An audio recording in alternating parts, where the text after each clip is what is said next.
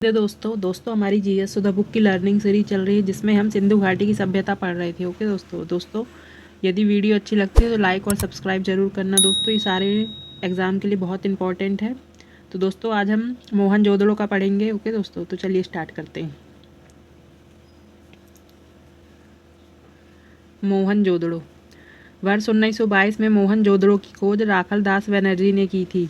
सिंधी भाषा में मोहनजोदड़ो का शाब्दिक अर्थ मृतकों का टीला होता है।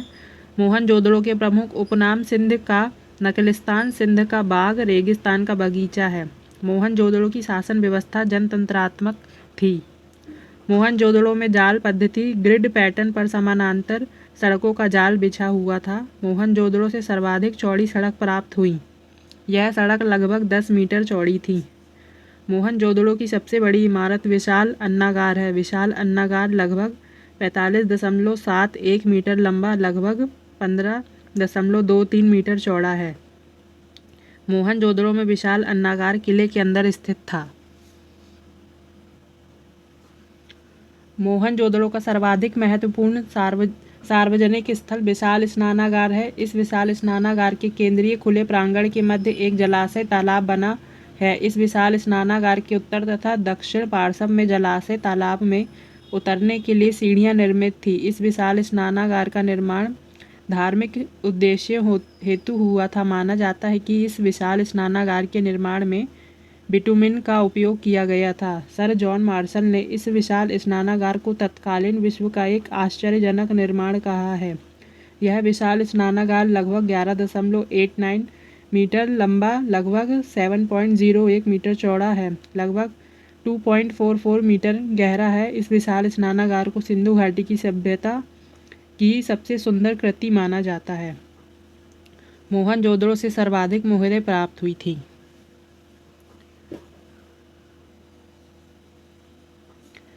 सर जॉन मार्शल ने मोहनजोदड़ो से प्राप्त पत्थर की निर्मित आकृति को नटराज शिव कहा है। हड़प्पा और मोहनजोदड़ो में भवनों के निर्माण में सामान्यतः पक्की ईंटों का उपयोग किया गया है। मोहनजोदड़ो से नाव के चित्र अथवा मॉडल प्राप्त हुए हैं। मोहनजोदड़ो से चांदी के बर्तन में कपड़े के अवशेष प्राप्त हुए हैं।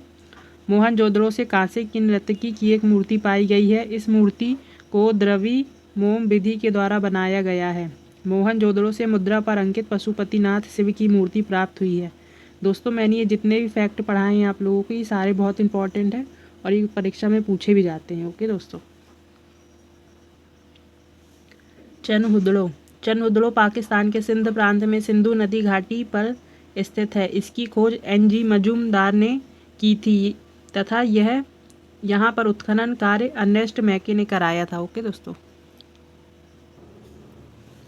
चनहुदड़ो को सिंध घाटी सभ्यता, हड़प्पा सभ्यता का औद्योगिक केंद्र माना जाता है। चनहुदड़ो से वक्राकार ईंटों के प्रमाण प्राप्त हुए हैं। चनहुदड़ो से गुड़िया निर्माण का कारखाना प्राप्त हुआ है।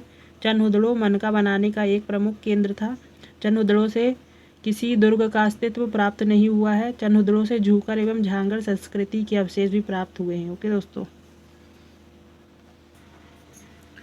लोथल भारत के गुजरात राज्य के अहमदाबाद जिले में भोगवा नदी के तट पर स्थित है। इसकी खोज SR राव ने की थी। लोथल को लघु हड़प्पा तथा लघु मोहनजोदड़ो भी कहा जाता है। लोथल सिंधु घाटी की सभ्यता, हड़प्पा सभ्यता का एक प्रमुख बंदरगाह था।